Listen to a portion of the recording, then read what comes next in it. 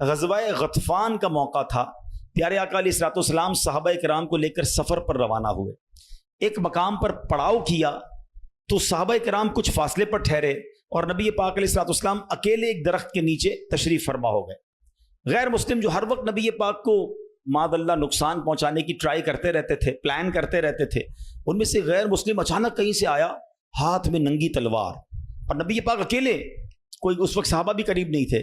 تو پیارے آقا علیہ الصلوۃ والسلام کے بالکل سامنے آ گیا اور بڑے تکبر کے ساتھ، بڑے جس کو کہتے کر و فر کے ساتھ کہتا ہے، اے محمد صلی اللہ تعالی علیہ وسلم، اب بتائیے آپ کو مجھ سے کون بچائے گا؟ آپ کے ساتھ تو کوئی بھی نہیں ہے، آپ اکیلے ہیں، میرے ہاتھ میں تلوار ہے. اللہ اکبر. نبی پاک کی توجہ اللہ کی طرف کیسی تھی؟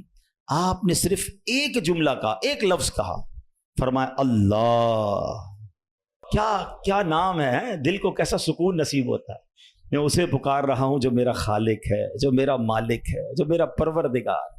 پکارا کرو اسے، نام لیا کرو اس کا، کہو اللہ اللہ اللہ اللہ، پکارو اسے اللہ اللہ اللہ اللہ.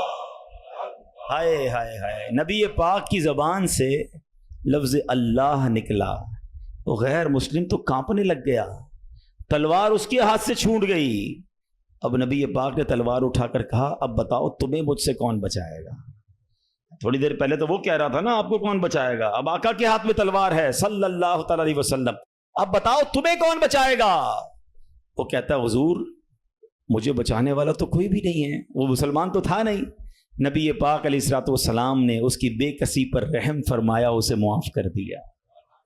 آئے ہائے، نبی پاک کے ایسے اعلیٰ اخلاق دیکھے، وہ کلمہ پڑھ کر مسلمان ہو گیا.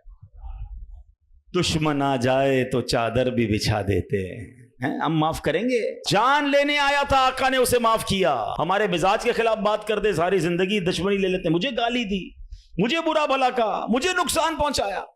کب تک بدلے لیتے رہو گے یار؟ ہیں نبی پاک کے امتی ہو تو معاف کرنا بھی تو سیکھو. آقا علیہ الصلوۃ والسلام جانی دشمن کو معاف کر دیتے، ہم اپنے بھائی کو معاف کرنے کے لیے تیار نہیں ہوتے. نہیں میں نہیں جاؤں گا بھائی کے گھر، ہم نہیں جاتے فلاں رشتہ دار کے گھر، ہم نہیں بلاتے کسی کو دعوت میں. چھوٹی چھوٹی باتیں ہیں، کبھی دعوت نہیں دی تھی آپ کو اس وجہ سے، کبھی سیدھے منہ بات نہیں کر سکے، آپ کو ویلکم نہیں کر سکے، آپ کو تحفہ نہیں بھجوایا، اتنی چھوٹی بات پر آپ نے رشتہ داریاں ختم کر دی. اور ایک طرف کہتے ہو کہ نبی پاک کے امتی، آقا کے غلام.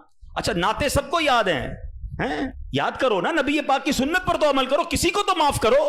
بندہ کہتا میں بتاتا ہوں، مجھے گالی دی ہے، اب میں بتاتا ہوں. وہ ایک گالی دیتا ہے، ادھر سے 7 گالیاں جاتی ہیں. اور صحیح بات یہی ہے، جو کہتا ہے میں بتاتا ہوں، وہ واقعی بتا دیتا ہے وہ کون ہے، اس کے اندر کتنا گند بھرا ہوا ہے. اگر وہ آپ کے ساتھ برا کر رہا ہے تو آپ کو کس نے اجازت دی ہے برا کرنے کی؟